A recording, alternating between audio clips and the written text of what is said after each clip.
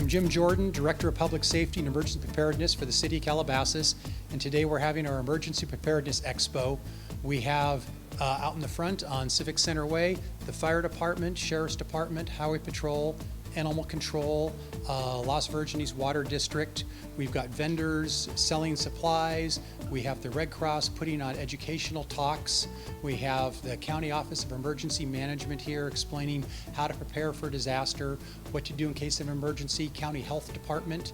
All of them are here for free to allow us to get a little bit of education and learn what to do when the next big one comes, because the next earthquake isn't if, but when. Hi there, my name is Simona. I'm from the American Red Cross, and I'm at Calabasas for their Emergency Preparedness Expo. And part I'm going to show you today is some of the things that the Red Cross does or will do or can do to help people in case of a problem. First thing I'm going to show you here is we have a bag. This bag, it says on it that you put your important papers in this. It can be any plastic bag. Put your prescription numbers, put your license, your passport, your birth certificate, insurance papers, health insurance papers. All of these copies into a plastic bag. Take the plastic bag and put it in your freezer. Two things happen when it's in the freezer. One, it's an odd place, so you're going to remember it's there. If you have to run and leave, you're going to remember that that is where the bag is. The second is, in case of a fire, there's a good chance it won't burn. The fire will go over the freezer, and your papers will be safe, and you'll have what you need. You can't call a pharmacy and say, I've got to get more of my little pink pills. And the guy says, what kind of pink pills? And you say, you're the ones you always give me. That's not going to work after a disaster. So we've got to be careful. The second we've got here is a paper that gives you 21 weeks to prepare. Each week you do three or four little things. Instead of it being a big job, it's a lot of 21 little jobs, and it gets done. The other one is, in case of a problem, the communications are going to be down.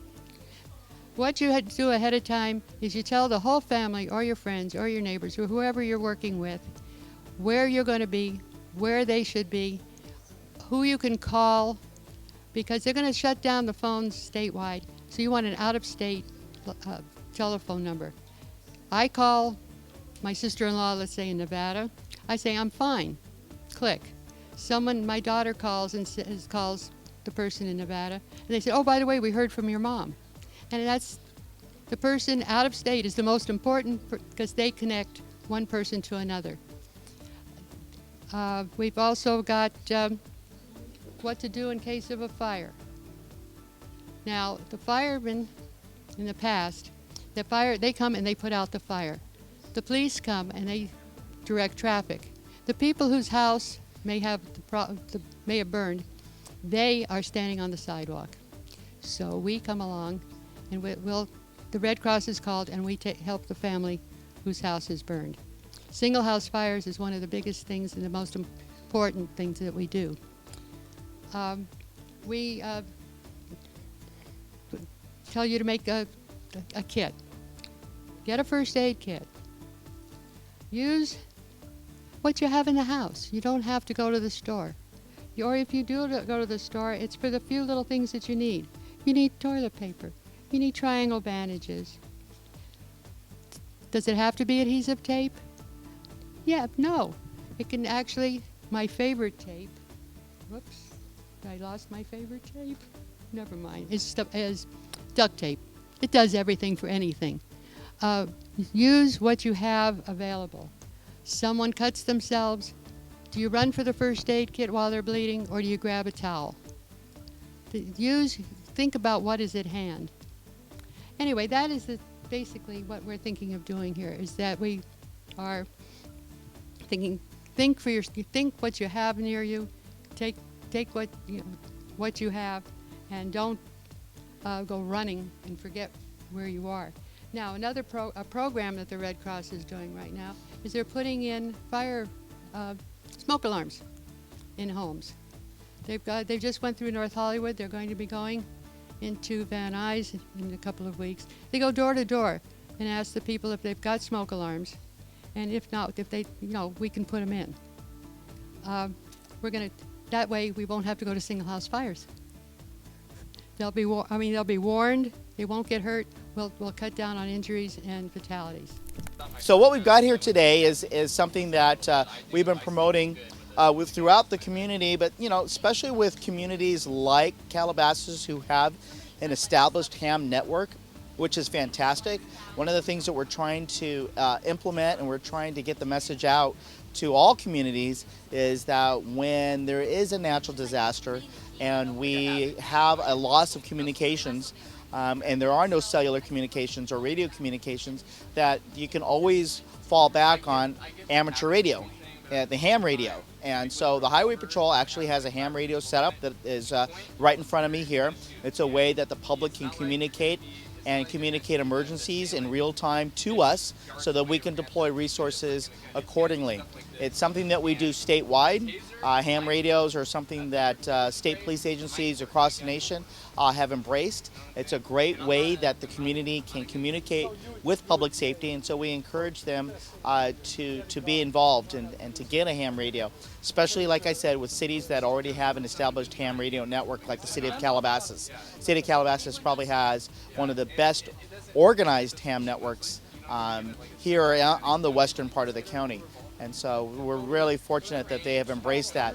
And it's part of their CERT. So if you're going to be a CERT member, you really should look at how you're going to communicate and how you're going to ask for help and get help.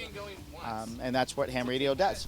Hi, this is Jessica with Las Virgenes Municipal Water District, just with the friendly reminder that you are only allowed to water twice a week.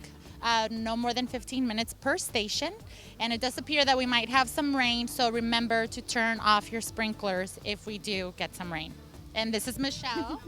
Hi, I'm Michelle from Las Virgenes Water District, and I just wanted to let you know that we are giving away free recycled water with a training if you stop by our composting facility on Saturdays from 8 to 1 off of Las Virgenes Road. Hello guys, my name is Juan Carlos Maceda, and I am an animal control officer. Today I'm going to be showing you what to have in case of an emergency for your animals. Usually we prepare for ourselves, but we leave the animals for last. Take for example this guy. He has a backpack. He carries his own weight. In this backpack he has his own water packs. You have water bottles in there. He also has his water ball. If your dog has any medication, you might want to have extra medication in their backpack. A first aid kit to go with them. You also have a leash and what I called a doggy bag full of goodies. In here you have dog food, dog treats, leash, and as for a cat, the same thing: cat food, dry cat food, and doggy bags. And lastly, if you have any dogs, you might want to have invest in some boots.